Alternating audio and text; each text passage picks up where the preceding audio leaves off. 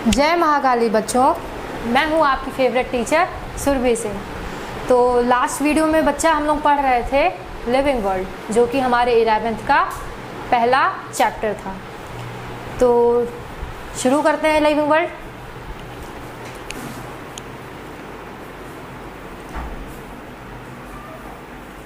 तो आपने क्या पढ़ा था पिछली क्लासेस में? क्या आपको कुछ याद है या सब भूल गए?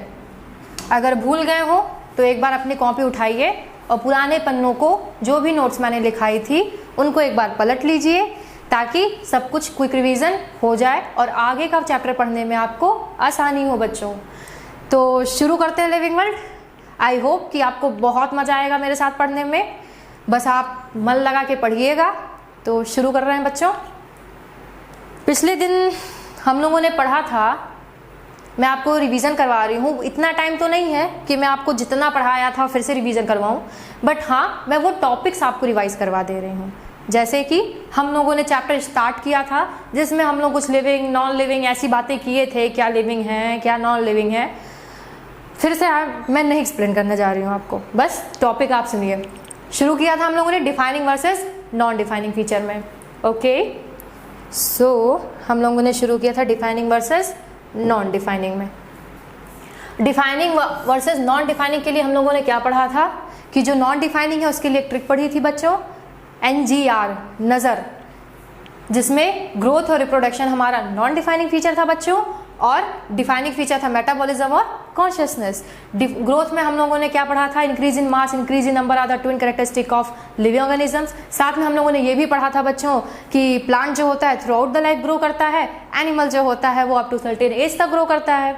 चलिए कोई बात नहीं। क्या आपको ये याद है कि मैंने कहा था ग्रोथ अगर इनसाइड द बॉडी हो रही हो तो वो लिविंग ऑर्गेनिज्म, मतलब वो डिफाइनिंग फीचर कहलाएगी, पर अगर आउटसाइड द बॉडी हो रही है तो फिर वो नॉन डिफाइनिंग कहलाएगी। और साथ में हमने आपको रिप्रोडक्शन के बारे में बताया था कि वो क्यों नहीं लिविंग ऑर्गेनिज्म है।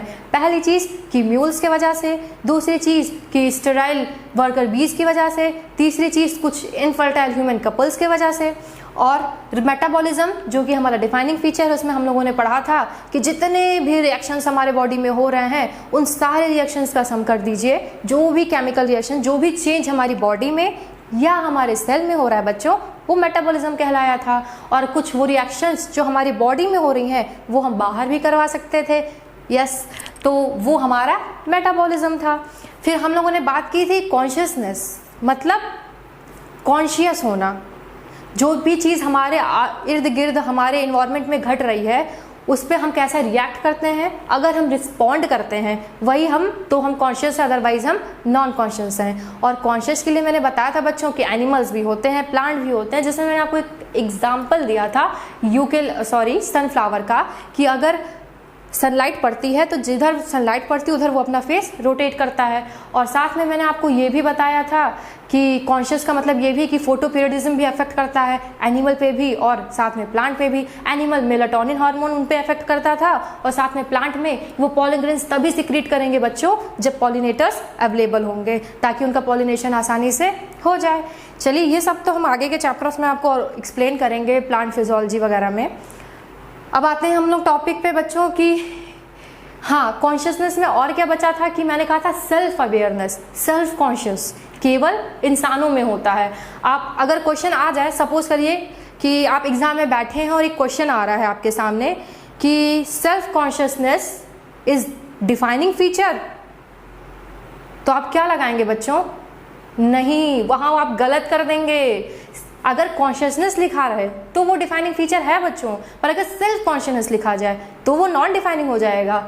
सोचिए क्यों? क्योंकि सेल्फ कॉन्शियसनेस तो बच्चों केवल इंसानों के अंदर होता है ना, जानवरों के या प्लांट्स के या किसी बैक्टीरिया है कोई यूनिक ऑर्गेनिज्म उसके अंदर नहीं होगा ना। NCERT में साफ साफ अच्छे से लिखा है कि self consciousness present only in the humans. तो आपको सेल्फ कॉन्शियसनेस पे जब क्वेश्चन आएगा तो वो नॉन डिफाइनिंग फीचर हो जाएगा। आई होप जो भी मैंने पढ़ाया था आप आसानी से समझ गए थे और आपने रिवाइज कर लिया था।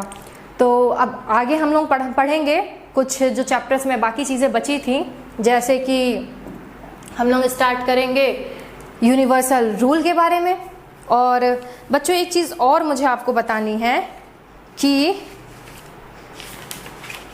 हाँ, एक टेबल है एनसीईआरटी में दिया है, मैं आपको टेबल नंबर बता रही हूँ कि कौन सा है। टेबल नंबर 1.1 जिसमें ऑर्गेनिज्म विद टैक्सोनॉमिक कैटेगरीज है, वो टेबल बच्चों आप अपनी एनसीईआरटी ओपन करिए। आई होप कि आप अपनी एनसीईआरटी अपने साथ लेके ही बैठते होंगे। मैंने पहले ही वीडियो में आपको समझा दिया था कि एनसीईआरटी अपने पास ही लेके बैठनी है, आपको सो के नहीं पढ़ना है। ये सब मैंने कुछ बातें आपको बताई थी, जिन्हें अगर आप फॉलो करेंगे तो आप बहुत अच्छा कर सकते हैं, और नहीं फॉलो करेंगे तो आप जहाँ पिछले साल थे, जहाँ आज हैं, आगे के सालों में भी आप वहीं रह जाएंगे, कोई चेंज आप में नहीं आएगा। तो फिलहाल table number 1.1 page number 11 NCERT का, उसको आप ओपन करिए। वो टेबल भी आपको ज़रूर याद रखनी है, ठीक है। तो अब हम बढ़ते हैं अपने चैप्टर की तरफ, जिसमें हम लोगों ने ये तो पढ़ लिया था कि क्या लिविंग है, क्या नॉन लिविंग है, defining non defining feature, growth, ये सब कुछ कंप्लीट कर लिया था। अब हम लोग बढ़ेंगे बच्चा diversity in the living world पे। डाइवर्सिटी क्या है बताइए? डाइवर्सिटी, जितने भी डिफरेंट तरह के ऑर्गेनिजम्स धरती पे मिलते हैं वही हमारा बायोडाइवर्सिटी बनाते हैं अर्थ पे। जैसे कि जो भी different kind of living organisms जो कि हमारे अर्थ पे प्रेजेंट हैं, वही हमारा बायोडाइवर्सिटी बना रहे हैं। जैसे कि आप बैक्टीरिया भी हो गया, यूनिसेलुलर भी हो गया, मल्टीसेलुलर भी हो गया। चलिए मैं इसको थोड़ा आपके लिए और आसान करती हूँ, घबराइए नहीं। चलिए सपोज करिए आप अपने घर पे गए, ठीक है, आपने फर्श पे देखा, अरे ये क्या जा रहा है, चींटी। चलिए आपने एक चींटी देखा। छत पे गए अपने, बंदर बैठा है, क्या पता कोई आप पक्षी उड़ते हुए देख लें, क्या पता आप जा रहे हैं पार्क में, कोई डॉगी भी दिख जाए आपको। तो आपने अब क्या क्या देखा? आपने अपने फर्श पे चींटी देखा, क्या पता किचन में जाए कॉकरोच दिख जाए, छत पे आपको चिड़िया दिख जाए, या फिर हो सकता है कि बंदर दिख जाए, या पार्क में आपको हनी बीज दिख जाए, हो सकता है डॉगी दिख जाए, बफेलो दिख जाए, कुछ भी हो सकता है ना बच्चा। तो जो भी डिफरेंट चीज़ें आप देख रहे हैं, कभी चींटी, कभी हाथी, कभी कुत्ता, कभी बिल्ली, व्हाटएवर, जो भी आप देख रहे हैं वो सब मिल करके हमारी बायोडाइवर्सिटी बनाती है बच्चों। तो शुरू करते हैं हम लोग diversity in the living world. पर आपको पता है, जैसा हमने कहा ना कि कुछ चींटी हो गई, कुछ कीड़े हो गए, कुछ कुत्ते बिल्ली हो गए, ये सब कितनी है स्पीशीज़ आपको पता है? 1.7 से 1.8 मिलियन स्पीशीज़ है बच्चों। ये डाटा आप बिल्कुल मत भूलिएगा, क्योंकि ये डाटा कभी कभी 1.7 की जगह 1.3, 1.1 ऐसे कुछ ऑप्शन में दे देता है आपको कंफ्यूज करने के लिए। लेकिन अगर आप एग्जैक्टली रिमेंबर रखेंगे तो आपका क्वेश्चन सही हो जाएगा। तो 1.7 से 1.8 मिलियन। और हाँ, डाटा तो अक्सर हम याद रख लेते हैं कि 1.7 था, 1.8 था, बट कभी कभी आप कंफ्यूज हो जाते होंगे, मिलियन दे दिया, बिलियन दे दिया, ट्रिलियन दे दिया, तो इसमें आपको कंफ्यूज नहीं होना है। आपको 1.7 से 1.8 मिलियन स्पीशीज़ है। ओके बच्चों, और क्या आपको ये पता है कि ऐसा नहीं है कि टोटल 1.7 से 1.8 ही मिलियन स्पीशीज़ है, इससे बहुत भी ज़्यादा हो सकती हैं, और भी ज़्यादा भी स्पीशीज़ हैं और कम भी स्पीशीज़ है बच्चों। पर इतना के बारे में केवल हम लोगों ने पढ़ा है, केवल हम लोगों ने जाना है। हर साल मतलब हर दिन कोई ना कोई नई स्पीशीज़ पता चलती रहती है हम लोगों को। करीब 15,000 स्पीशीज़ के ऊपर हर साल नई स्पीशीज़ निकलती हैं, जिनके बारे में साइंटिस्ट पढ़ते हैं और लिखते हैं। जिसमें 1.7 से 1.8 स्पीशीज़ में एक एक्चुअल डाटा है, मैं आपको क्लियर करके बताती हूँ, जिसमें हाँ ये बोलना था मुझे आपको कि 1.7 से 1.8 मिलियन स्पीशीज़ नोन है, बट उसमें से एनिमल की स्पीशीज़ आपको पता है कितनी है? एनिमल 1.3 है। एनिमल की स्पीशीज़ इस तरह से ज़्यादा ही है बच्चों। 1.3 एनिमल की स्पीशीज़ है और 0.5 मिलियन स्पीशीज़ प्लांट्स की है। मतलब प्लांट के कंपैरिजन में एनिमल की स्पीशीज़ ज़्यादा है बच्चों। फिर से एक बार आप मेरे साथ दोहराएंगे, आंखें बंद करिए और जो भी मैं बोल रही हूँ उसको ध्यान से सुनिए कि हमारे पास जितने भी डिफरेंट तरह के ऑर्गेनिज्म होते हैं वो सब मिलकर बायोडाइवर्सिटी बनाते हैं। और हमारा स्पीशीज़ का क्या डाटा है? 1.7 से 1.8 मिलियन स्पीशीज़ है बच्चों, जिसमें से 1.3 एनिमल है और 0.5 प्लांट है। सीधा सीधा आपको याद रखना है कि एनिमल की ज़्यादा है और प्लांट्स की कम है।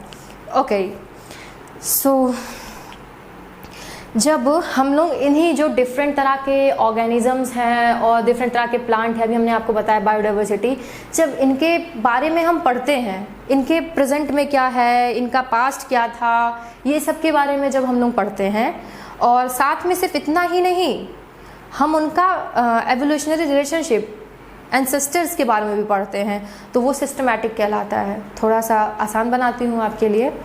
एवोल्यूशनरी रिलेशनशिप रिश्ता पता है आपको, जैसे कि आपके बाबा थे, फिर आपके पापा, फिर आप, तो आपका आपके बाबा के साथ, आपके पापा के साथ क्या कैसा रिश्ता रहा है, जो रिश्ता है वो एवोल्यूशनरी रिलेशनशिप, एक रिश्ता बनता है ना कि आपके बाबा, पापा, फिर आप, तो वैसे ही बच्चों यही कहलाता है एवोल्यूशनरी रिलेशनशिप। तो सिस्टमैटिक मैं आपको फिर से थोड़ा सा एक्सप्लेन कर रही हूँ दोबारा से, शायद इसमें आप कंफ्यूज होते होंगे। Systematic, what is systematic?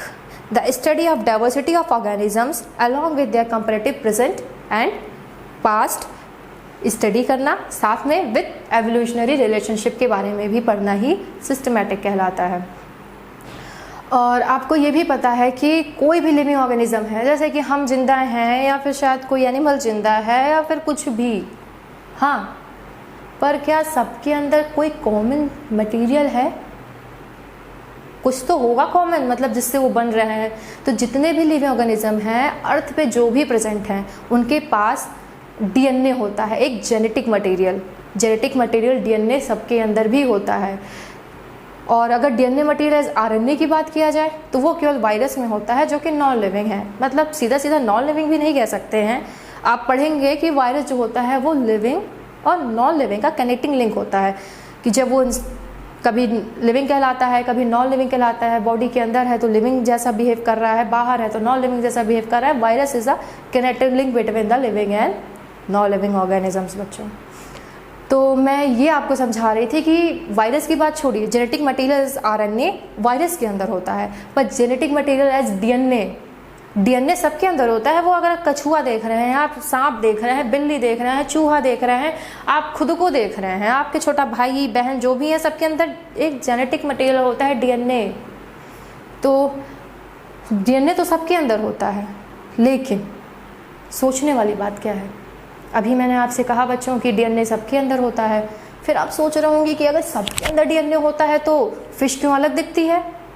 अरे बर्ड्स क्यों अलग दिखती है? कुत्ता भौंकता क्यों? उसके अंदर क्यों, जब डीएनए है तो सब अलग अलग क्यों दिखते हैं? तो इसके लिए एनसीईआरटी ने बड़े प्यार से एक लाइन लिखी है, समझ रहे हैं ना बच्चों, जिसमें लिखा है they share their genetic material with their but to varying degrees. मतलब जेनेटिक मटेरियल तो सबके अंदर है बच्चों, मेरे अंदर भी डीएनए है, आपके अंदर भी डीएनए है, जो फिश है उसके अंदर भी डीएनए है, जो एनिमल है उसके अंदर भी डीएनए है, बट टू वेरिंग डिग्रीज का मतलब क्या है? इसका मतलब होता है बच्चों कि जो फिश के अंदर है वो उसका जेनेटिक मटेरियल जो है गिल्स बना रहा है, और जो एनिमल्स के अंदर है उसका जेनेटिक मटेरियल उसके हिसाब से बिहेव कर रहा है। बर्ड्स के अंदर जो गिल्स है वो फेदर बना रहा है, विंग्स बना रहा है। तो every living organism on earth share common genetic material, और वो कॉमन जेनेटिक मटेरियल क्या है बच्चों? वो है हमारा डीएनए। तो the gene forming the gills is present only in the fish. मतलब जो जीन गिल्स फॉर्म करेगा वो केवल फिश में पाया जाएगा। आराम से सुनिए, हड़बड़ाना नहीं है आपको। फिर से सुनिए कि जो जीन गिल फॉर्म करता है वो केवल फिश के अंदर होता है, जो जीन विंग्स फॉर्म करता है वो केवल बर्ड्स के अंदर होता है, जो जीन जो जैसा फॉर्म करता है, जिस ऑर्गेनिज्म को आप देखेंगे कि उसके अंदर ये क्वालिटी है, मतलब ये कुछ डिफरेंट है, तो आप समझ जाइए कि उसके अंदर वही वाला जेनेटिक मटेरियल है, वही वाला डीएनए है। अभी आपको मैं पिछले 2 मिनट से यही समझा रही हूँ कि फिश के अंदर गिल फॉर्म करने वाला जीन है, और बर्ड्स के अंदर विंग फॉर्म करने वाला जीन है, इंसानों के अंदर हमारा जैसा जीन है हम वैसा बिहेव करते हैं। तो एक चीज़ आपको क्लियर हो गई होगी बच्चों कि जेनेटिक मटेरियल्स जो होता है सभी लिविंग ऑर्गेनिजम्स के जो धरती पे प्रेजेंट होते हैं, मैं फिर से आपके लिए रिवाइज कर रही हूँ ताकि आपको याद रखने में आसानी हो जाए। आई नो आप समझ गए होंगे, बट फिर से, any living organism present on the earth has a DNA as the genetic material. Genetic material is RNA present only in the viruses. समझ आया बच्चों कि जितने भी धरती पे ऑर्गेनिज्म है सबके अंदर एक जेनेटिक मटेरियल होता है एज डीएनए, पर आरएनए किसके अंदर होता है? केवल वायरस के अंदर। और वायरस जो है हमारा किनेटिक लिंक होता है between the living and the non living organisms. समझ रहे हैं? तो एक चीज़ और मैंने आपसे बोली कि every living organisms on earth share common genetic material and that is DNA, okay, but to varying degrees. Varying degrees का मतलब अभी मैंने आपको बताया है कि डीएनए तो सबके अंदर प्रेजेंट है, पर कोई डीएनए का कुछ काम है, कोई डीएनए का कुछ काम है, कोई जेनेटिक मटेरियल कुछ बनाता है, कोई जेनेटिक मटेरियल कुछ बनाता है। जैसा जेनेटिक मटेरियल जिसके अंदर होगा उसके अंदर वो फीचर्स आपको देखने को मिलेंगे बच्चों। अभी मैंने फिर से बोला था कि जो genes forming the gills present only in the fishes, वो जीन जो गिल्स बनाते हैं वो केवल फिशेस में मिलेंगे, वो जीन जो विंग्स बनाते हैं वो केवल पर्ल्स में देखने को मिलेंगे। सो आई होप ये आपको एनसीईआरटी की जो लाइन दी है कि जेनेटिक मटेरियल होता है सब में पर वेट टू वेरिंग डिग्रीज, ये आप होपफुली समझ गए होंगे। कोई बात नहीं। फिर हम क्या पढ़ रहे थे? बायोडाइवर्सिटी भी मैंने आपको बताया था कि all different organisms living present on the earth, different kinds of organisms, living organisms, वो सारे के सारे फॉर्म करते हैं बायोडाइवर्सिटी को। वो चाहे यूनिसेलुलर बैक्टीरिया हो या फिर मल्टीसेलुलर हो, कुछ भी हो। ये 2-3 पॉइंट है जो आई होप कि आपको समझ में आ गए होंगे। और टैक्सोनॉमिकल नोन स्पीशीज़ मैंने आपको क्या बताई थी बच्चा? 1.7 से बोलिए 1.7 से 1.8 मिलियन स्पीशीज़ बताई थी। तो हमने ये तो पढ़ा कि चलिए ठीक है, यहाँ पे हमारी बायोडाइवर्सिटी का टर्म ख़त्म होता है, पर अब हम जा रहे हैं क्लासिफिकेशन के बारे में पढ़ने के लिए कि क्लासिफिकेशन क्या है, मतलब क्लासिफिकेशन की ज़रूरत क्यों पड़ती है हमें, क्लासिफिकेशन का काम क्या है, उसकी ज़रूरत क्यों पड़ती है। What is the need of classification? Need of classification का मतलब होता है कि जब हम ऑर्गेनिजम्स को डिवाइड करते हैं ग्रुप्स में, समझ रहे हैं?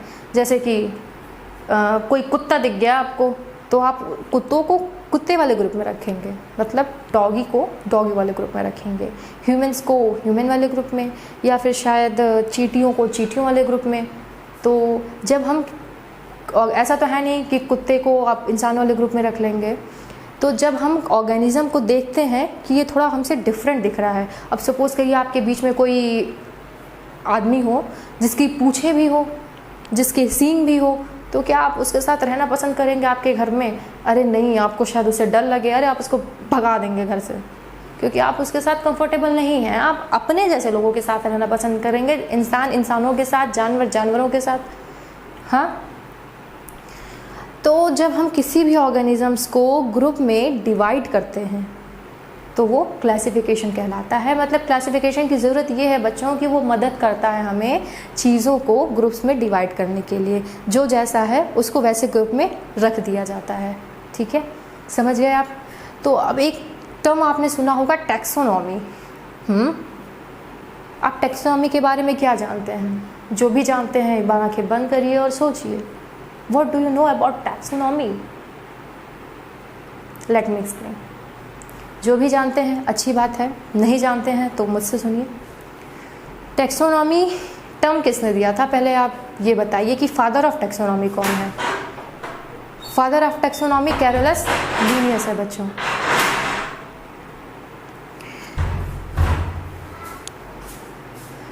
एक मिनट, बाहर जाओ बच्चों, दरवाजा बंद करके। ऊपर है, बंद करो। सॉरी, हमारे घर के बच्चे ना इतने शैतान हैं कि वीडियो भी नहीं बनाने देते। कोई बात नहीं, आप वापस टॉपिक पे आइए कि मैं आपको क्या समझा रही थी। टैक्सोनॉमी का मतलब होता है, अभी तो मैं किसी का मतलब बताने से पहले उसके पापा के बारे में बताना चाहूँगी। फादर ऑफ टैक्सोनॉमी क्या है? कौन है? Carolus Linnaeus. Who is the father of taxonomy? Carolus Linnaeus. याद रखेंगे क्या आप ये नाम? ये आदमी बड़े काम के हैं, तो इनका नाम आप भूलेगा ना, क्योंकि आगे बहुत सी चीज़ों में इन्होंने कई चीज़ें बताई हैं, तो आप आगे फ्यूचर में भी इनके बारे में पढ़ते रहेंगे, इनका नाम बराबर अक्सर सुनते ही रहेंगे। So please remember the name Carolus Linnaeus. Who is the father of taxonomy? Carolus Linnaeus. So what is taxonomy? सोचिए. The branch of science which deals with the process of classification. समझ में आया? Branch of science which deals with the process of classification. एक minute बच्चों.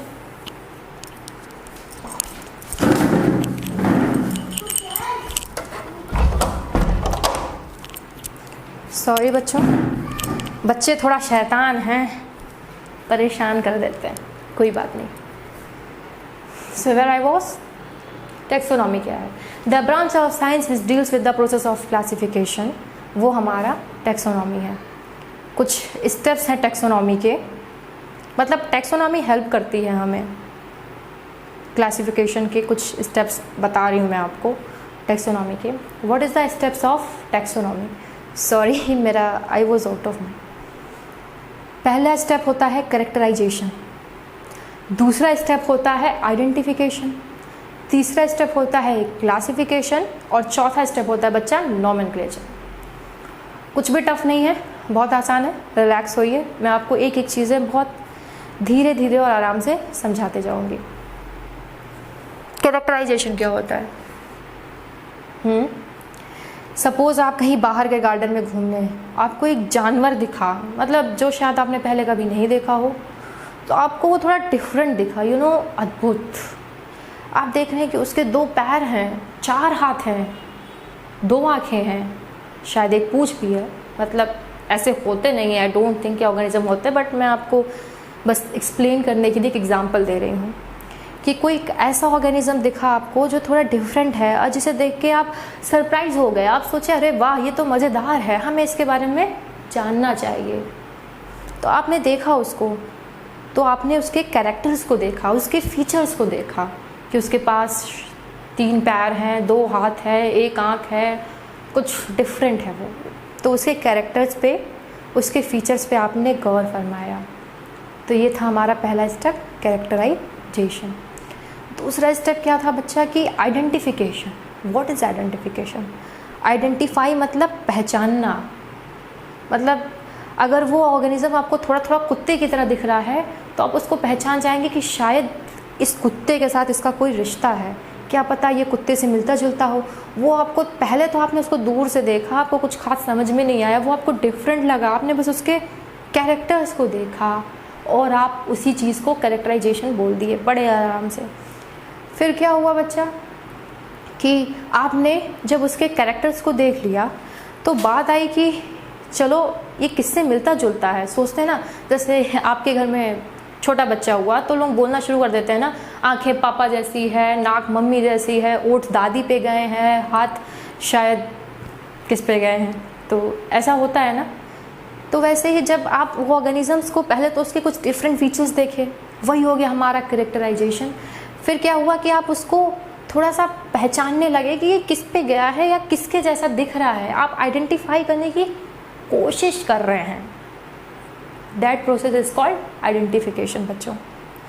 So after that identification के बाद आपने finally थोड़ा पहचान ही लिया कि हाँ ये कुत्ते जैसा दिख रहा है, तो हमें इसे कुत्ते वाले ग्रुप में रखना है, या अगर हाथी जैसा दिख रहा है इसे हाथी वाले ग्रुप में रखना है, या अगर ये स्नेक्स जैसा दिख रहा है तो इसको रेप्टाइल्स वाले ग्रुप में रखना है. आपने अल्टीमेटली उसको थोड़ा पहचान लिया, क्लासीफाई कर लिया. मतलब आप थोड़ा सा कंक्लूजन पे आए कि ये हमें उस ऑर्गेनिज्म की तरह मिलता जुलता दिख रहा है, ये वैसा है, तो हमें इसे उस ग्रुप में रखना चाहिए. तो फिर आपने क्या किया, उसको क्लासीफाई किया कि ये ऑर्गेनिज्म बिलोंग्स टू रेप्टिलिया जैसा दिख रहा है, तो रेप्टाइल्स यानी स्नेक वाले ग्रुप में हमें डालना है. तो वो हो गया बच्चों हमारा क्लासिफिकेशन. क्लासिफिकेशन में चलिए आपने पहचान तो लिया कि वो ऐसा है, तो उसको क्लासीफाई कर दिया, क्लासिफिकेशन वाले ग्रुप में डाल दिया, जिस भी ग्रुप से वो मैच खाता था उसके गुणों के अनुसार. फिर ऐसा नहीं है कि बात यही ख़त्म हो गई. बात आती है अब उसका कुछ, अरे भैया नामकरण भी तो करोगे, क्या कह के बुलाओगे उसे, XYZ तो बोलोगे नहीं, कुछ तो नाम रखोगे उसका. तो वो नाम कहलाता है हमारा बच्चों नॉमेनक्लेचर. हाँ, तो मैं आपके लिए इसको थोड़ा सा इजी बनाती हूँ। सबसे पहले आपने कोई जानवर देखा, बहुत अजीबो गरीब सा, आपने कैरेक्टराइजेशन किया है उसका। फिर उसके बाद आप उसको पहचानने लगे हैं कि अरे ये तो थोड़ा उसके जैसा दिख रहा है, तो उस पर गौर फरमा रहे हैं, आपने उस पर ध्यान देना शुरू कर दिया है। वो हो गया हमारा आइडेंटिफिकेशन बच्चों। फिर आती है बात कि उसको क्लासीफाई कर लिया, ये उस ग्रुप से रिश्ता इसका लगता है, शायद ये उसी ग्रुप का है, तो इसको हमें उस ग्रुप में रख देना चाहिए।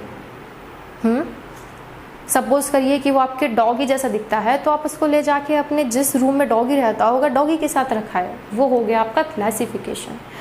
फिर आपने डॉगी के साथ रख तो दिया है, पर आप उसको बुलाओगे कैसे? कुछ तो उसका नाम रखोगे ना, नॉमेनक्लेचर हो जाएगा भाई। Okay, the process of naming the organisms called nomenclature. ये चारों स्टेप जो टैक्सोनॉमी के हैं, आई होप कि आपको क्लियर हो गया होगा।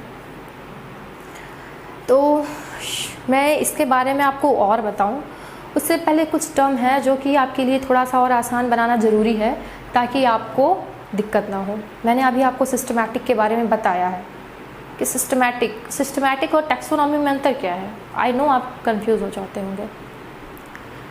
The advanced form of taxonomy is called systematic. जब टैक्सोनॉमी का एडवांस्ड फॉर्म होता है जो, वही सिस्टमैटिक हो जाता है।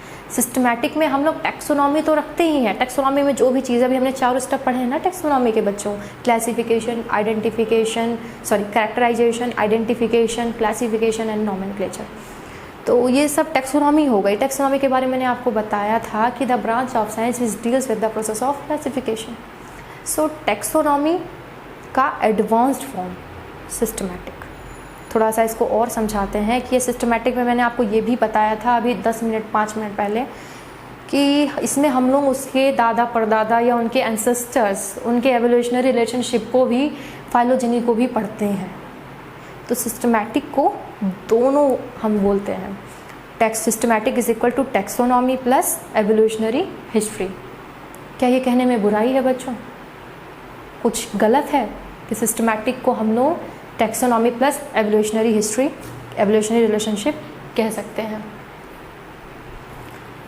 तो ये हो गई हमारी बातें जिसमें कुछ मैंने आपको बताया। Systematic is equal to taxonomy plus phylogeny. अब बढ़ते हैं बच्चों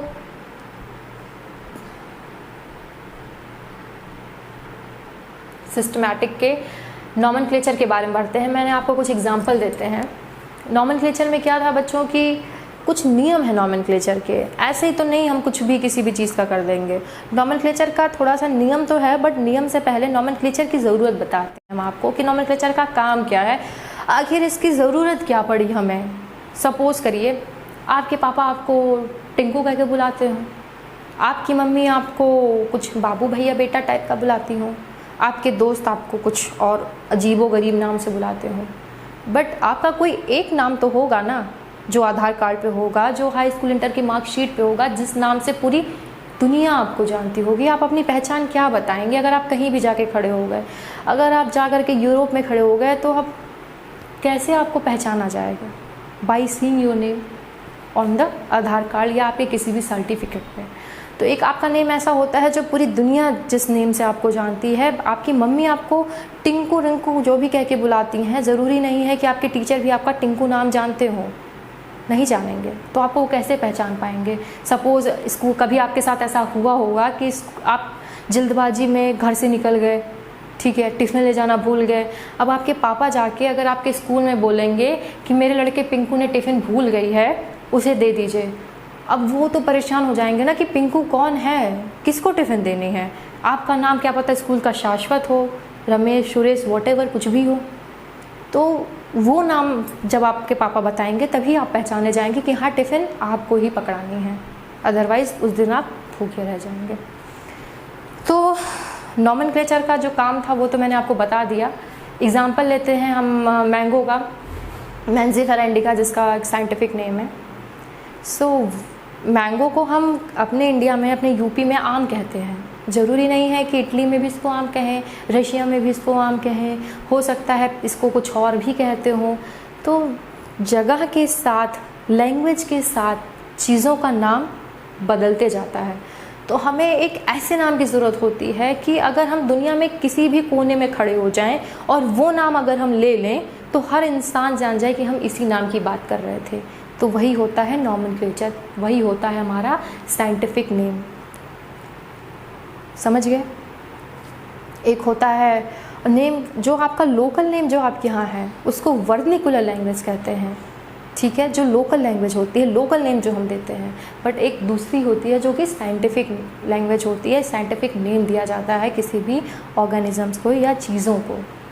मैंने अभी आपको शुरुआत में वीडियो के बताया था कि आपको टेबल 1.1 याद रखनी है, क्योंकि उसमें ऐसे ही वीट का, मैंगो का, ह्यूमन्स का और भी बहुत सारी चीज़ें उसमें उसके साइंटिफिक नेम के साथ और भी चीज़ें बताई गई हैं। वो आपके एग्ज़ाम के पॉइंट ऑफ व्यू से ज़रूरी है। सिस्टमैटिक है क्या?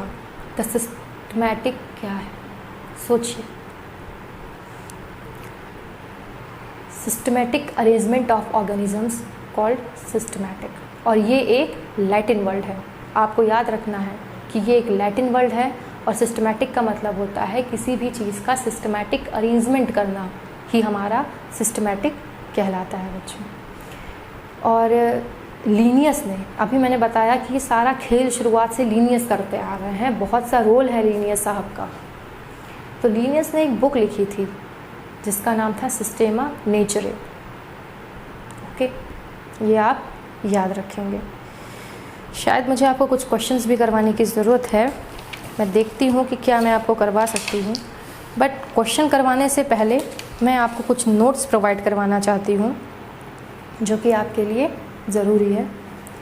चलिए बढ़ते हैं। हाँ, तो अभी मैंने क्या कहा था कि कुछ यूनिवर्सल रूल ऑफ नॉमेनक्लेचर, मैंने यूनिवर्सल नियम, हाँ मैं आपको ये बताई थी। नॉमेनक्लेचर तो हम लोग पढ़ चुके हैं, अब नॉमेनक्लेचर के नियम हैं। अब हमारे घर में ऐसा होता है कि अगर बच्चा शनिवार को पैदा है तो उसका नाम हम लोग शनि रख देते हैं, रविवार को पैदा हुआ रवि रख देते हैं, कुछ भी अपने हिसाब से रख देते हैं। बट जो हम साइंटिफिक नेम रखेंगे उसको हम ऐसे ही हवा में कुछ भी सोच के नहीं रख सकते हैं, उसके लिए कुछ नियम होते हैं, कुछ उसको हमें पढ़ना चाहिए, कुछ रूल्स होते हैं उसको लिखने से पहले जो कि हमें फॉलो करना पड़ता है। तो परेशान ना होइए इतना, ऐसे बस आप आराम से सुनिए, समझ में आ जाएगा। चलते हैं। What is the universal rule for nomenclature? देखिए, biological name are generally in Latin and written in italics. जो बायोलॉजिकल नेम होता है वो जनरली किस में होता है? लैटिन में होता है, समझे? ये वर्ड आपको याद रखना है कि biological names are generally in Latin and written in italics. अब अगर यही स्टेटमेंट उल्टा कर दिया जाए कि biological name generally in italics and written printed in Latin, ऐसा होता है एग्जाम में, ऐसा आता है आपको कंफ्यूज करने के लिए। तो आपको अगर क्लियर कट नहीं याद होगा, आप बस ऊपर ऊपर से पढ़ लिए होंगे। पढ़ाई बच्चों कई तरह की होती है। एक होता है कि हम 1000 बार पढ़ते जाते हैं, पढ़ते ही जाते हैं और उसका कोई फ़ायदा नहीं होता है, क्योंकि जब एग्ज़ाम में वो चीज़ें आती हैं हम नहीं कर पाते हैं, क्योंकि उसको हमने केवल ऊपर ऊपर से पढ़ा होता है। बट अगर किसी चीज़ को आप फील करेंगे, समझेंगे, ऐसा क्यों हुआ, क्यों नहीं हुआ, इस पे जब आपके दिमाग में सवाल आएंगे ना बच्चों, वही होती है पढ़ाई, और वही आके आपके फ्यूचर में एग्ज़ाम में काम करता है। केवल आप पढ़ते जा रहे हैं या ईयरफोन लगा के लेक्चर सुनते जा रहे हैं, इससे कुछ नहीं होना है। सो लिसन, मैंने आपको बोला biological names are generally in Latin and printed in italics. ये टर्म हम उल्टा भी कर सकते हैं। अगर यहाँ पे हमने इटैलिक्स लिख दिया, यहाँ लैटिन लिख दिया, तो क्या गलत कर दिया? अरे बहुत बड़ी गलती कर दी है। ये आपको जैसा है वैसा ही याद रखना है, don't make rush in the mind. दूसरा क्या नियम है कि जो पहला वर्ड होगा बच्चों वो जीनस होगा, और जो दूसरा नेम होगा वो हमारा स्पेसिफिक एपिथेट यानी स्पीशीज होगा बच्चों। एग्जाम्पल के लिए हमने अभी आम की बात की थी, आम का क्या साइंटिफिक नेम बोला था बच्चों? Mangifera indica. Mangifera indica.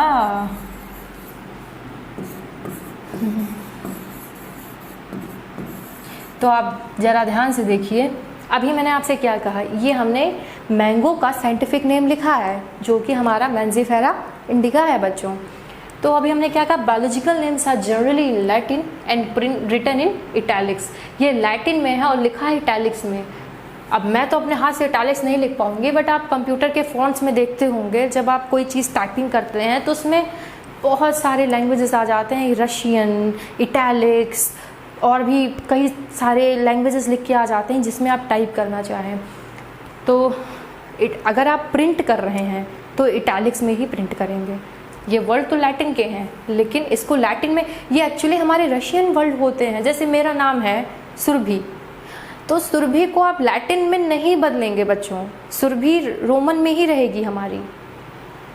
समझ रहे हैं आप? अब जैसे कि मेंजिफेरा इंडिका के बाद अगर साइंटिस्ट लीनियस ने दिया है तो यहाँ पे लिन लिखा जाएगा, पर हमने मेंजिफेरा इंडिका को तो कन्वर्ट किया है लैटिन में, पर क्या लीनियस को भी करेंगे? अरे लीनियस तो साइंटिफिक मतलब किसी साइंटिस्ट का नाम है, ये हमारा ही नाम है। तो मेरा नाम सुरभि सिंह है, तो आप इसको लैटिन में नहीं कन्वर्ट कर सकते हैं क्योंकि ये किसी का नाम है। तो साइंटिस्ट का नाम कभी आप ज़्यादा समझदार ना बनना, उनको लैटिन में ना कन्वर्ट करना, जैसा है वैसा ही लिख देना। समझ रहे हैं? ये आपका एक चीज़ आप क्लियर कर रही है, अदरवाइज़ आप बहुत गलती करके आएंगे। ये आपका बच्चों लैटिन में होगा, पर ये जो है ये जैसा है वैसा ही होना चाहिए। ये आपका रोमन में होगा, समझे? रोमन का मतलब जो लैंग्वेज हम लोग लिखते हैं, जो हमारा है वो उसी लैंग्वेज में होता है। साइंटिस्ट का नेम लीन है, मतलब लीनियस है, तो रोमन में ही रहेगा, बट ये नेम हम लोग बदलेंगे, ये लैटिन में होगा। और दूसरा हमने क्या पढ़ा? फर्स्ट वर्ड जीनस और सेकंड वर्ड स्पेसिफिक एपिथेट। तो ये जो पहला वर्ड है बच्चों मेंजिफेरा, what is this? Colour change कर दो, अदरवाइज आप बहुत नहीं समझ पाएंगे। ये जो पहला वर्ड है ये क्या है बच्चों? जीनस है। और ये जो दूसरा वर्ड है बच्चों इंडिका, क्या है? ये है स्पीसीज। समझ में आ रहा है? अभी तक आपको 2 नियम पढ़ाए मैंने बच्चों। पहला है कि बायोलॉजिकल नेम जो है वो लैटिन में होगा और रिटन होगा इटैलिक्स में। तो ये जो वर्ड है ये लैटिन में है, ठीक है। और दूसरा हमने क्या बोला कि फर्स्ट वर्ड जीनस, ये जो पहला वर्ड है इतना हमारा मेंजिफेरा, ये हमारा जीनस है, और ये जो इतना छोटू सा है ये हमारा स्पीशीज़ है बच्चों। समझ रहे हैं? तीसरा नियम बच्चों, हम लोग अब 2 नियम पढ़ लिए किसी तरह से, तीसरे पे पहुंचते हैं। Both the word in biological name when hand written are separately underlined. जब इनको हम हाथ से लिखेंगे, अब हम हाथ से ही तो लिख रहे हैं, यहाँ पे हमने कोई प्रिंट तो किया नहीं है, या आप भी अपनी कॉपी में हाथ से ही ना लिखेंगे बच्चों। तो जब आप हाथ से इन चीज़ों को लिखेंगे तो आपको इसको हैंड रिटर्न जब करेंगे तो इसको आपको सेपरेटली अंडरलाइन करना पड़ेगा। मतलब ये जो मेंजिफेरा इंडिका है इसको सेपरेटली अंडरलाइन करेंगे। चलिए कलर बदल लूँ वरना आप कंफ्यूज होंगे। ये जो है मेंजिफेरा, क्या ये कलर आपके लिए विजिबल है? मेंजिफेरा को अंडरलाइन किए, साथ में इंडिका को भी अंडरलाइन किए। सेपरेटली अंडरलाइन है, सेपरेटली मतलब अलग अलग। ऐसा नहीं कि आप मेंजिफेरा इंडिका को एक साथ नीचे अंडरलाइन कर दिए, तब तो आप गलत कर गए, तब तो आप गए काम से। आपको अलग अलग अंडरलाइन करना पड़ेगा। ये देखिए, सॉरी मुझसे एक पेन भी नहीं संभलती। ये देखिए इतना हमने इसीलिए इरेज किया बच्चों, क्योंकि हम अलग अलग अंडरलाइन करना है। मेंजिफेरा को अलग अंडरलाइन करेंगे और इंडिका को अलग, मतलब जीनस और स्पीशीज़ को अलग अलग अंडरलाइन करेंगे। तीसरा नियम, both the word in biological name when hand written are separately underlined और प्रिंटेड इन इटैलिक्स। और अगर हमने लिख रहे हैं तो अंडरलाइन करेंगे अलग अलग, पर अगर प्रिंट कर रहे हैं तो किस में? इटैलिक्स में। इटैलिक्स फॉन्ट तो आपने देखा होगा ना, तो थोड़ा सा टेढ़ा टेढ़ा होता है, ऐसे टेढ़ा टेढ़ा लिखा होता है, वो हमारा सुंदर बनाते हैं ना हम उसको, तो वो इटैलिक्स में प्रिंट होता है। चौथा नियम है बच्चों कि जीनस जो होगा वो कैपिटल लेटर में होगा, स्पीसीज जो होगा वो बच्चों स्मॉल लेटर में होगा। समझ रहे हैं? जीनस आपने नोटिस किया होगा मैंने कैपिटल में लिखा है और जो स्पीशीज़ है वो स्मॉल में लिखा है। समझ गए? पहला नियम बच्चों कि ये जो बायोलॉजिकल नेम है वो लैटिन में होना चाहिए और इटैलिक्स में होना चाहिए, मतलब generally in Latin and written in italics. और फर्स्ट वर्ड जीनस होगा, सेकंड वर्ड स्पीशीज एपिथेट होगा, और दोनों वर्ड जो बायोलॉजिकल नेम है अगर लिखेंगे तो हाथ से लिखेंगे और सेपरेटली अंडरलाइन करेंगे, और अगर प्रिंट कर रहे हैं तो बच्चों किस में, इटैलिक्स में। और जीनस का पहला वर्ड कैपिटल और दूसरा वर्ड हमारा बच्चों स्मॉल होगा, समझ गए बच्चों। चलिए अब हम आपको कुछ टेक्सोनॉमिकल हायरार्की बताते हैं, कुछ हमारे ऑर्डर। पहला किंगडम, दूसरा फाइलम, तीसरा क्लास, चौथा ऑर्डर, फिर फैमिली, फिर जीनस और फिर स्पीशीज होता है बच्चों। अब आई नो कि आप इसको याद करते टाइम उल्टा सीधा ऊपर नीचे कर देते हैं। हर बार नीट में बच्चा, शायद अभी पिछले बार ही 2022 वाले पेपर में ही क्वेश्चन आया था कि अरेंज करिए इनको असेंडिंग ऑर्डर में या करेक्ट ऑर्डर में अरेंज करिए, ऐसा क्वेश्चन था। तो अगर आपको ये ऑर्डर नहीं याद है ना बच्चा, तो आप गलत कर दोगे, इसका उसमें उसका इसमें आगे पीछे कर देंगे। तो आपको ये ऑर्डर याद रखने के लिए मैंने एक छोटी सी ट्रिक आपको बता रही हूँ। कोहली, बहुत से लोग मैच देखते होंगे, कोहली बहुत लोगों का फेवरेट प्लेयर भी होगा शायद। तो Kohli plays cricket on flat ground surface, मतलब कोहली जो है वो क्रिकेट खेल रहा है एक फ्लैट ग्राउंड सरफेस पे। आसान है याद रखना, मेरे साथ दोहराइए, Kohli plays cricket on flat ground surface. Kohli का हमको बच्चा, कोहली का के पे गौर फरमाइएगा। कोहली का के मतलब किंगडम, प्लेस का पी मतलब फाइलम, क्रिकेट का सी मतलब क्लास, ऑर्डर ऑन का ओ मतलब ऑर्डर, फ्लैट का एफ मतलब फैमिली, ग्राउंड का जी मतलब बच्चा जीनस, सरफेस का एस मतलब बच्चा स्पीशीज। क्या ये आपको याद हो गया है? हो गया याद? बहुत अच्छी बात है। और एक चीज़ और आपको याद रखनी है बच्चों कि जैसे जैसे हम नीचे जाते हैं किंगडम से फाइलम की तरफ, फाइलम से क्लास की तरफ, क्लास से ऑर्डर की तरफ, ऑर्डर से फैमिली की तरफ, फैमिली से जीनस, जीनस स्पीशीज़, तो हमारी सिमिलरिटी बढ़ती जाती है। स्पीशीज़ जो है वो उसमें बहुत ज़्यादा सिमिलरिटी होती है, मतलब आप ऊपर जाएंगे तो सिमिलरिटी घटती जाएगी। तो क्वेश्चन कभी कभी ऐसा आता है कि when we go down the group तो सिमिलरिटी इंक्रीज हो रही है डिक्रीज हो रही है, या when we go from species to the kingdom similarity increases और डिक्रीजेस। ये चीज़ आपको याद रखनी है कि जब हम ऊपर से नीचे आएंगे सिमिलरिटी हमारी बढ़ती चली आ रही है। याद है ना बच्चों आपको? ओके, सो ये ऑर्डर आप अच्छे से याद कर लीजिएगा।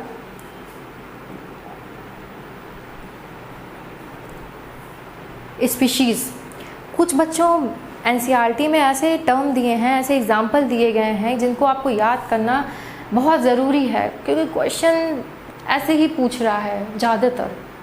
तो आपके लिए जो एग्जाम्पल्स हैं मैंने उनको अलग अलग रख दिया है। जितना भी मैंने नोट्स दिया है इसको 2 से 4 बार आप पढ़ेंगे, दोहराएंगे, या कोशिश करिएगा 1-2 बार अपने हाथ से लिख लीजिए, क्योंकि जब आप चीज़ें लिखते हैं तो वो केवल आप लिख ही नहीं रहे होते हैं, उसको कम से कम आप 4 बार रिवाइज़ कर रहे होते हैं। पहला आपने देखा, दूसरा आपने सोचा, तीसरा आपने लिखा, और लिखते लिखते जो आपने दिमाग में बोला। लिखने से बहुत फ़ायदा है बच्चों, 5 मिनट लगेगा आपको लिखने में, लेकिन ये कम से कम 5 महीने के लिए आपके दिमाग में सेव हो जाएगा। सो 2-3 बार कोशिश करिएगा, लिख लीजिए।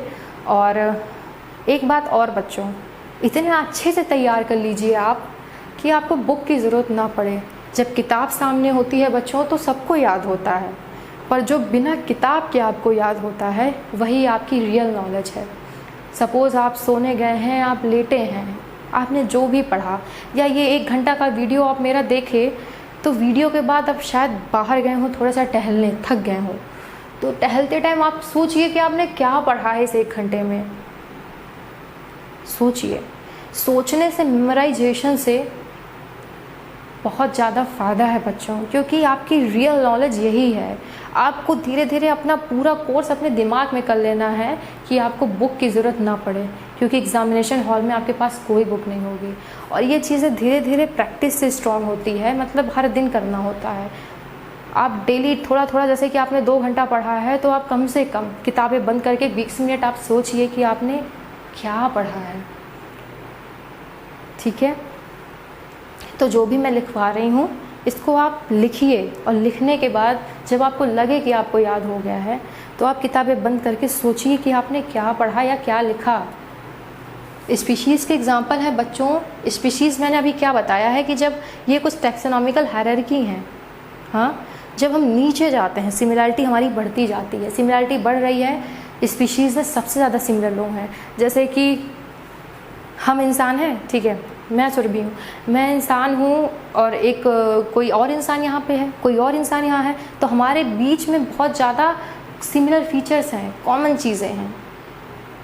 और सपोज़ कुत्ता कुत्ता कुत्ता कुत्ता, कई सारे कुत्ते वहाँ पे हैं, 4 कुत्ते हैं, तो उन चारों में आपस में चीज़ें ज़्यादा हैं, वो एक कॉमन चीज़ें उनमें ज़्यादा हैं, सिमिलर हैं चीज़ें, तो वो स्पीशीज़ में बहुत ज़्यादा सिमिलरिटी होती है, एक ही जैसे होते हैं। इंसान हैं तो इंसानों जैसे, एक अगर 5 इंसान खड़े हैं तो पाँचों एक जैसे हैं, सिमिलरिटी ज़्यादा है उनमें। स्पीशीज़ में बच्चों सिमिलरिटी बहुत ज़्यादा होती है, ठीक है, क्लोजली रिलेटेड वंस होते हैं। तो जैसे कि मेंजिफेरा इंडिका, सोलेनम ट्यूबेरसम, पैंथेरा लियो और होमो सैपियंस, ये आप याद रख लीजिए बच्चों। आप इनका स्क्रीनशॉट भी ले लीजिए। मैं थोड़ी देर के लिए हट जाती हूँ, आप इनको स्क्रीनशॉट ले लीजिए।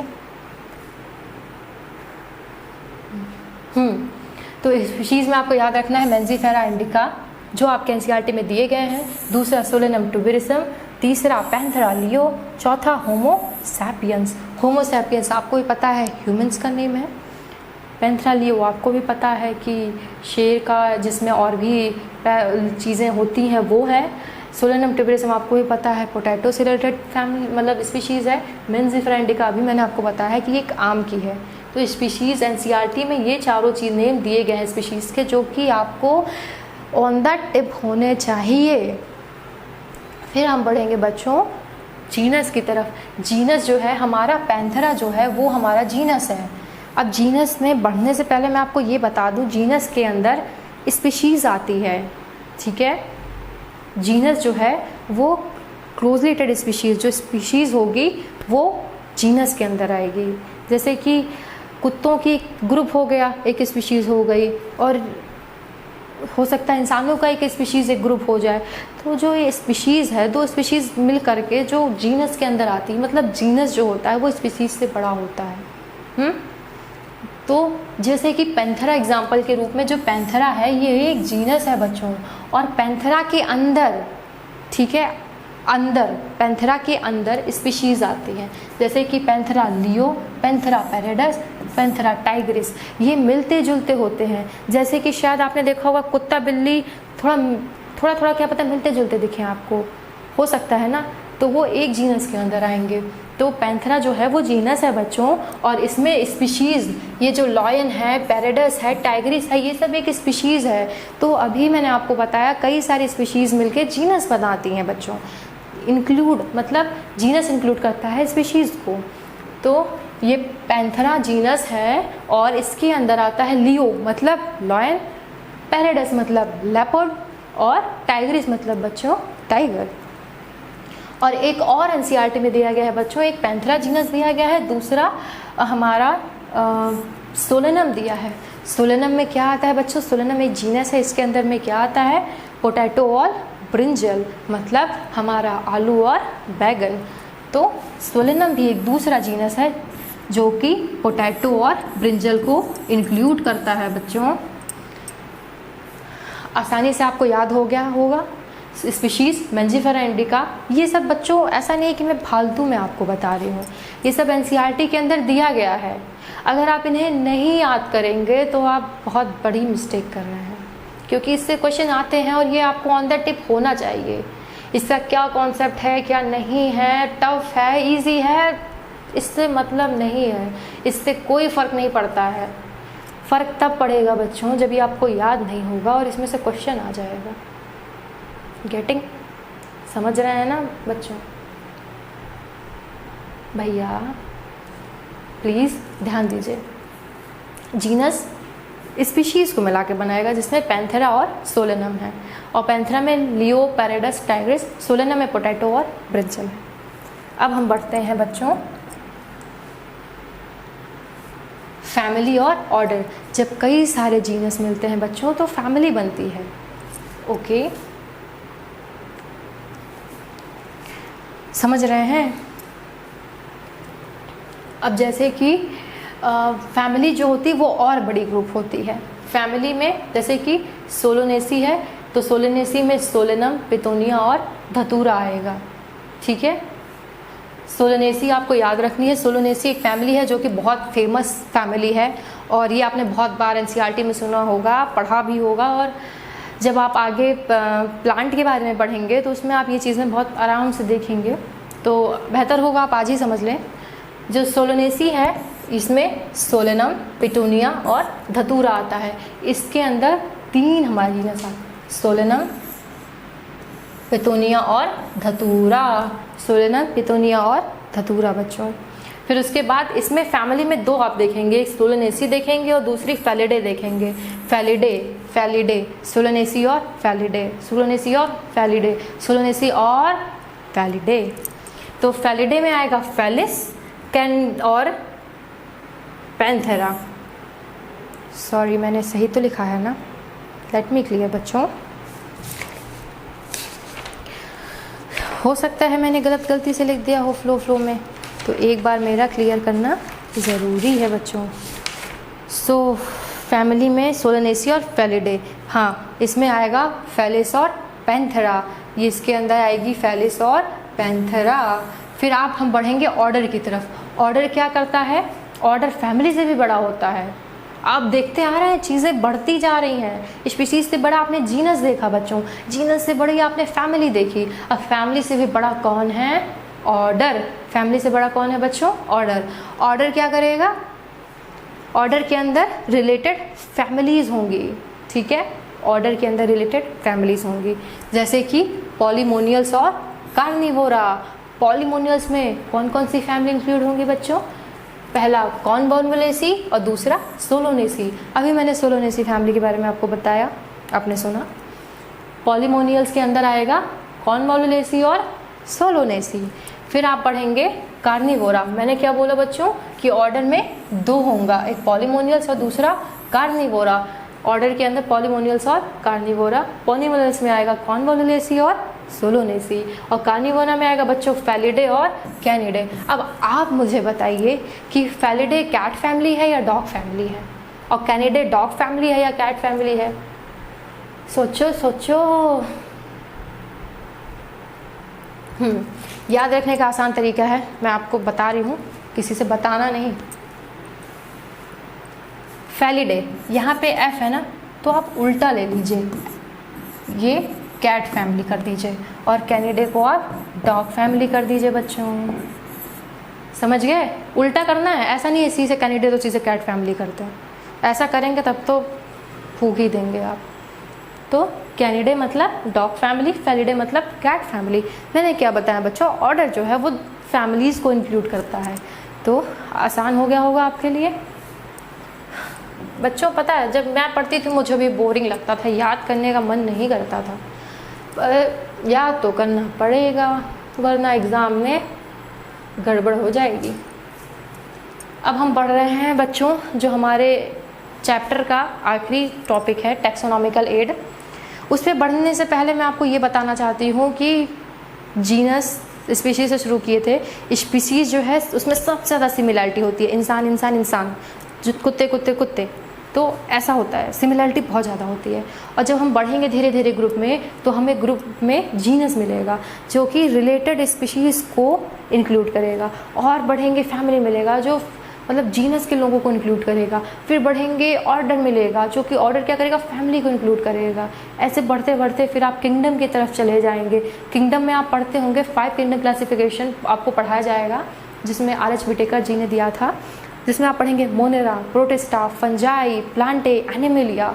उसका तो एक दूसरा चैप्टर ही है बच्चों। इस चैप्टर के बाद मैं वही चैप्टर शुरू करूँगी जिसमें आपको किंगडम पढ़ाऊँगी, प्लांट किंगडम, एनिमल किंगडम, सब आपको बहुत अच्छे से पढ़ने को मिलेगा। तो किंगडम में आप Monera, protista, fungi, plant animal, सब पढ़ना है।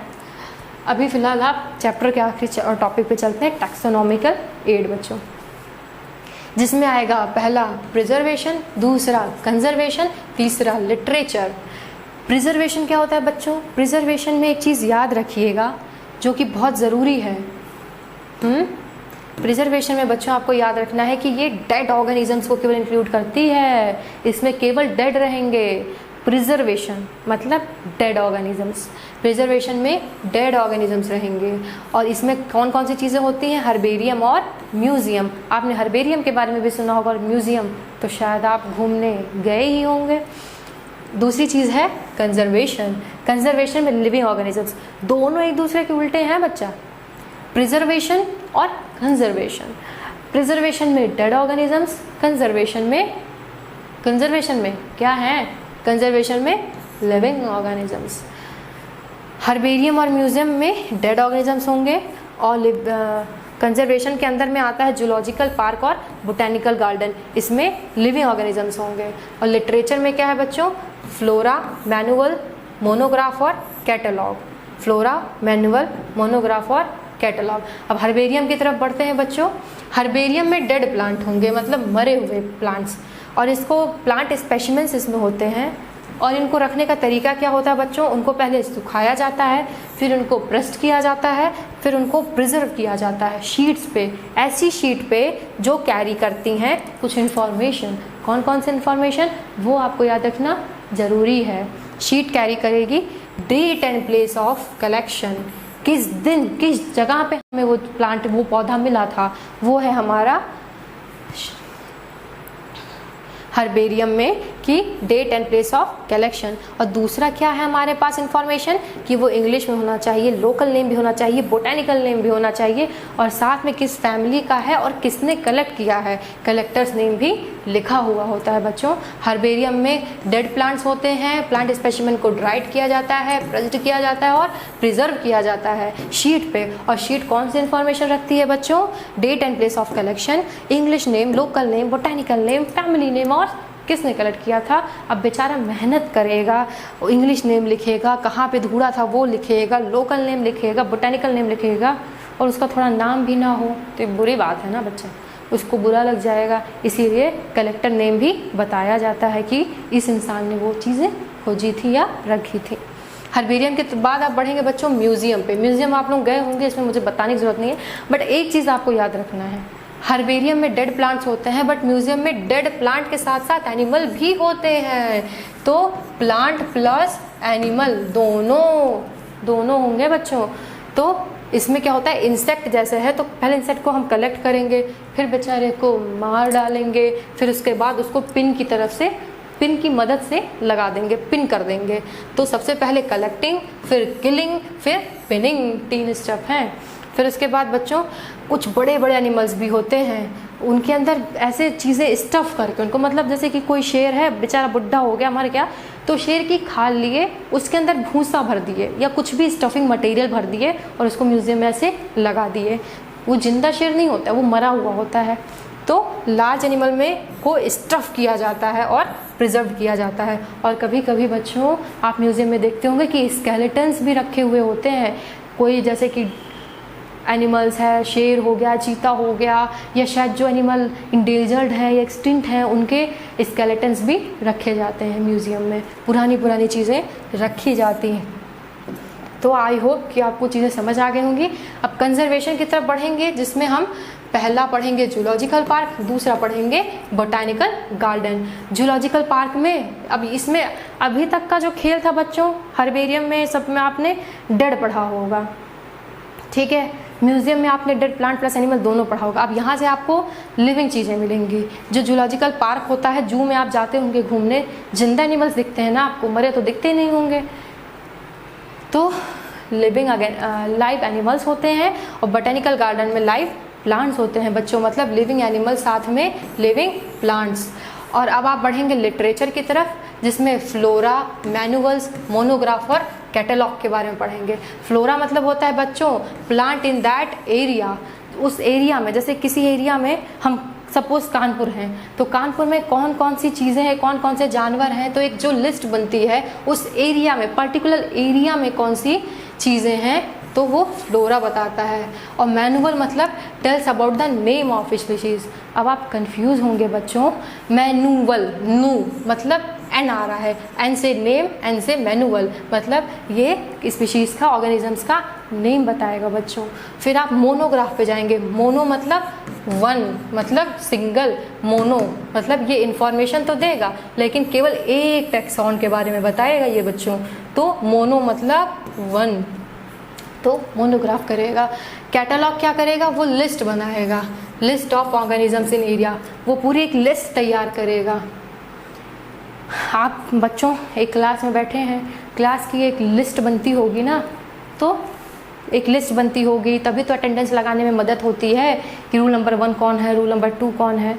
तो वो सपोज कैटलॉग मतलब क्लास, कुछ भी एग्जांपल लेकर, याद तो मैं ऐसे ही रखती हूँ, आप भी कुछ ऐसे याद रख लीजिए या फिर खुद से कोई ट्रिक बना लीजिए। कैटलॉग मतलब list of organism in that area बच्चों।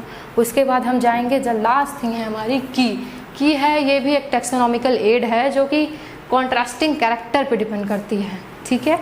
और ये जनरली इन पेयर, ये पेयर में होती है और उसको हम कपलेट कहते हैं, पेयर में होती है उसको हम, जैसे कि यहाँ पे हम लोग कोई पेयर में होता है उसको कपल्स कहते हैं ना, तो उसी पेयर से याद रखिए, ये जो पेयर में होते हैं उनको कपलेट कहते हैं। और जितने भी स्टेटमेंट होते हैं की में उनको हम लेट कहते हैं। कपलेट में जैसे 2 स्टेटमेंट है कि स्टेटमेंट 1 कुछ कह रहा है, स्टेटमेंट 2 कुछ कह रहा है, ठीक है। तो जो स्टेटमेंट होते हैं कपलेट में उनको हम लेड कहते हैं। और की जो होती हैं वो, ये वर्ड याद रखिएगा कि analytical in nature, analytical in nature, key based on contrasting character generally in pair called couplet and keys are analytical in nature बच्चों। आई होप कि आप समझ गए होंगे और याद भी कर लिए होंगे। चलिए जल्दी मैं आपका रिवीजन करवा देती हूँ जल्दी, फिर आपको कुछ क्वेश्चंस बोल देती हूँ। हाँ, शुरुआत में हम यूनिवर्सल रूल के बारे में मैंने आपको पढ़ाया, जिसमें 4 रूल बताए थे कि बायोलॉजिकल नेम लैटिन में होना चाहिए और रिटन इटैलिक्स में होना चाहिए। पहला वर्ड जीनस होगा, दूसरा वर्ड हमारा स्पीशीज़ होगा, और फिर ये अलग अलग, अगर हाथ से लिख रहे हैं तो अलग अलग अंडरलाइन करना है, और अगर प्रिंट कर रहे हैं तो इटैलिक्स में करना है। और जीनस बेटा कैपिटल होगा और स्पीशीज़ बच्चों स्मॉल होगा। फिर उसके बाद हम लोगों ने यूनिवर्सल रूल के बाद क्या पढ़ा था कि हायरार्की पढ़ा था, जिसमें kingdom, phylum, class, order, family, genus और स्पीशीज़ के बारे में पढ़ा था। जब हम नीचे जाएंगे तो सिमिलरिटी हमारी घटती जाएगी। और क्या पढ़ा था बच्चों, स्पीशीज़ के कुछ एग्जांपल्स जो एनसीईआरटी में दिए हैं जिनको आपको याद रखना है, मैंजिफेरा के बारे में, सोलेनोटिब्रिसम के बारे में, पैंथेरा लियो के बारे में और होमो सैपियंस के बारे में। और फिर जीनस क्या है, जीनस इंक्लूड करती है कुछ रिलेटेड स्पीशीज़ को, जैसे कि पैंथेरा और सोलेनम। पैंथेरा में आएगा लियो, पैरेडस, टाइग्रिस, सोलेनम में आएगा पोटैटो और ब्रिंजल। फिर आप पढ़ेंगे फैमिली, फैनल को जिस रिलेटेड जनरों को रखती है, जिसमें सोलोनेसी और फैलिडे आएगा। सोलोनेसी इंक्लूड करेगी सोलेनम, पितोनिया और धतूरा, फैलिडे इंक्लूड करेगी फैलिस को और पैंथेरा को। ऑर्डर बेचा पॉलीमोनियल्स और कार्निवोरा आएगा। ऑर्डर में आएगा कॉन्वोलुलेसी और सोलोनेसी, और कार्निवोरा फैलिडे और Canidae. Felidae cat family, Canidae हमारी बच्चों डॉग फैमिली आएगी। और फिर हम क्या करेंगे, टैक्सोनॉमिकल एड, जिसमें प्रिजर्वेशन, कंजर्वेशन और लिटरेचर पढ़े। प्रिजर्वेशन में डेड ऑर्गेनिजम्स रहेंगे, जिसमें हर्बेरियम और म्यूजियम। कंजर्वेशन में लिविंग ऑर्गेनिजम्स रहेंगे, जूलॉजिकल पार्क और बच्चों बोटानिकल पार्क। लिटरेचर हमारा बुक्स होगा, फ्लोरा, मैनुअल्स, मोनोग्राफ, कैटालॉग की, ये सब पढ़ेंगे बच्चों। हर्बेरियम डेड प्लांट्स होते हैं, प्लांट स्पेसिमेन को ड्राई किया जाता है, प्रेस किया जाता है, प्रिजर्व किया जाता है शीटों पे। और शीट क्या कैरी करती है, date and place of collection और English local name, botanical name और फैमिली नेम और कलेक्टर्स नेम बच्चों। और म्यूजियम क्या करता है, डेड प्लांट्स को करता है, जिसमें कि एनिमल और प्लांट दोनों होते हैं। इंसेक्ट को पहले कलेक्ट करते हैं, फिर बेचारे को जान से मार देते हैं, उसकी हम लोग हत्या कर देते हैं, फिर उसको बेचारे को पिन कर देते हैं, और लार्ज एनिमल के को स्टफ करके रखते हैं। उनके कभी कभी उनके स्केलेटन्स को भी हम लोग प्रिजर्व करते हैं। और बच्चों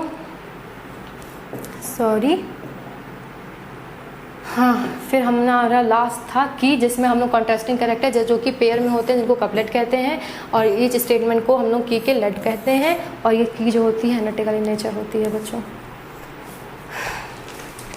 अब आपका वर्क क्या है कि जो टेबल 1.1 मैंने बोला था उसको आपको रिवाइज़ करना है बच्चों, और ये चैप्टर शुरू से आपको रिवाइज़ करना है। और साथ में ये लीजिए, मैं हट जा रही हूँ, आप इसके स्क्रीनशॉट ले लीजिए, ये की है, फिर आपको ये लिटरेचर है, इसका स्क्रीनशॉट ले लीजिए, इसका ले लीजिए। नोट्स बच्चा ज़रूर बनानी है, लापरवाही बिल्कुल नहीं चलेगी। लापरवाही किया तो नुकसान आपका ही होगा, समझ गए? स्क्रीनशॉट ले लिए, साथ में इसका भी लीजिए, ये सबसे ज़्यादा ज़रूरी है, और इसका लीजिए, और ये, और साथ में बच्चों ये, और हमने क्या क्या पढ़ा था कल रिवीजन में, ये सब टॉपिक थे। चैप्टर तो बच्चों हमारा फिनिश हो गया है, बहुत बहुत बधाई आपको, और कितनी मेहनत कर ले गए हमारे साथ, उसके लिए मैं आपको बधाई देती हूँ। मतलब बहुत बड़ा काम किया है आपने। कुछ क्वेश्चंस है बच्चा, उसको आपको सॉल्व करके आना पड़ेगा। जैसे कि अभी मैंने क्या कहा, क्वेश्चन है बच्चों, मैं बुक में देख के आपको बता रही हूँ। जीनस रिप्रेजेंट करेगा क्या? सोचिए सोचिए, 1 सेकंड का टाइम दे रही हूँ। आंसर है बच्चों group of closely related species, plant और साथ में animal. Closely related species, genus क्या करेगा? क्लोजली रिलेटेड स्पीसीज, जीनस के अंदर स्पीशीज आते थे। दूसरा क्वेश्चन है बच्चों कि जब हम स्पीशीज में किंगडम की तरफ जाते हैं हायरार्की के, तो कॉमन कैरेक्टर बढ़ेंगे या घटेंगे या सेम रह जाएंगे? सोचिए। स्पीशीज से किंगडम की तरफ जा रहे हैं, ऊपर जा रहे हैं, नीचे नहीं आ रहे हैं, ऊपर जा रहे हैं। तो नीचे जा रहे थे तो सिमिलरिटी इंक्रीज हो रही थी, ऊपर जा रहे हैं तो सिमिलरिटी डिक्रीज होगी। अब ये बच्चों टेक्सोनॉमिकल यूनिट है फाइलम, जो कि किसके इक्विवेलेंट होगी? डिवीज़न, ठीक है। और कुछ अ कपलेट इन अ की को क्या कहेंगे? Contrasting character in a pair, ठीक है। कपलेट को क्या बोला? Contrasting character in a pair, couple, pair बताया था ना मैंने। और क्वेश्चन है बच्चों रॉयल बोटेनिकल गार्डन। 1 सेकेंड बच्चों, मैंने आपको गार्डन के बारे में बताया कि नहीं बताया? देखते हैं मैंने आपको गार्डन के बारे में बताया है कि नहीं बताया है, अदरवाइज़ आधा अधूरा ज्ञान लेके जाएंगे तो फेल हो जाएंगे आप, ठीक है बच्चों। हाँ, ये बताया था आपको मैं, सॉरी, गार्डन के एग्जाम्पल, बोटेनिकल गार्डन के एग्जाम्पल कुछ बताने रह गए थे। क्यू बोटेनिकल गार्डन है जो कि हमारा इंग्लैंड में है, और इंडियन बोटेनिकल गार्डन है जो कि हमारा हावड़ा और इंडिया में है। मतलब क्यू ये याद रखना है, कुछ गार्डन एनसीईआरटी में दिए हैं। क्यू मतलब क्यू कहाँ है? इंग्लैंड में है। और इंडियन बोटेनिकल गार्डन कहाँ है? हावड़ा में है। NBRI कहाँ है? लखनऊ में। नेशनल बोटेनिकल रिसर्च इंस्टीट्यूट हमारा लखनऊ में है, जो कि हमारे उत्तर प्रदेश में है, इंडिया में, ठीक है बच्चों। हाँ, तो रॉयल बोटेनिकल गार्डन कहाँ है? इंग्लैंड में। इंडियन बोटेनिकल गार्डन हावड़ा में। NBRI लखनऊ में, ओके। हाँ, और एक और क्वेश्चन मैं पूछ रही हूँ आपसे, plant were given in the Latin names because it is a, plant को हम लोगों ने लैटिन नेम क्यों दिया है? लैटिन क्या है? क्योंकि ये बच्चों डेड लैंग्वेज है, याद रखिएगा। और असेंडिंग ऑर्डर में कैसे आपको अरेंज करना है वो आपको याद ही दिला दिया था मैंने। Kohli plays a cricket on a flat ground surface. और बच्चों हमने आपको एग्जाम्पल रिप्रोडक्शन के कुछ एक्सेप्शन केस बताए थे कि which of the following organism does not reproduce. पहला ऑप्शन है mule, worker bee, infertile human couple, या ऑल ऑफ द अबव। आपको याद समझ में आ ही गया होगा कि इसका आंसर होगा ऑल ऑफ द अबव। कहा था ना हमने, infertile human couple, sterile worker बीज, और साथ में म्यूल्स मतलब खच्चर। तो कुछ क्वेश्चंस बच्चों आप ट्राई करके आइएगा, हो सकता है अगले वीडियो में या फिर कभी जब भी मैं फ्री होंगी तो आपके लिए पूरे क्वेश्चंस की सीरीज़ और लिस्ट बनाऊंगी, जिसमें टॉप 100 क्वेश्चन होंगे, जिनको सॉल्व करने के बाद आपको किसी और किताब को सॉल्व करने की ज़रूरत नहीं पड़ेगी। बहुत सारी किताबें एक साथ पढ़ने से अच्छा है कि एक किताब को 100 बार पढ़िए, ताकि आप उस चीज़ में बेस्ट हो जाएं, आपको वो अच्छे से तैयार हो जाए। तो बच्चों अब इस चैप्टर में यही इतना तक ही था। इतना आपको आई होप समझ में आ गया होगा। नहीं आया हो तो 1-2 बार और इस वीडियो को हमारे देखिए, और कुछ ज़्यादा दिक्कत हो, कुछ अलग सा आपको पूछना हो, कुछ आपको नहीं समझ में आया हो तो वो आप हमारे कमेंट सेक्शन में बताइए। और अगर समझ में सब कुछ आ गया हो तो तारीफ़ भी करिए। तो बच्चों अब हम चलते हैं, आप भी जाइए, थोड़ा रेस्ट कर लीजिए और वापस से इसको रिवाइज ज़रूर कर लीजिएगा। और हाँ बच्चों, पढ़ाई क्या है? हमारा कर्म है, ठीक है। और कर्म क्या है? कर्म ही पूजा है। तो इस हिसाब से अभी तक हम क्या कर रहे थे, पूजा। तो पूजा तो समाप्त हो गई बच्चों, चैप्टर ख़त्म हुआ। अब प्रसाद सबको बांट दीजिएगा। प्रसाद बांटने का मतलब क्या बताना पड़ेगा, सब्सक्राइब कर दीजिएगा, लाइक कर दीजिएगा और शेयर कर दीजिएगा। तब तक के लिए बच्चों ऑल द बेस्ट। जय महाकाली।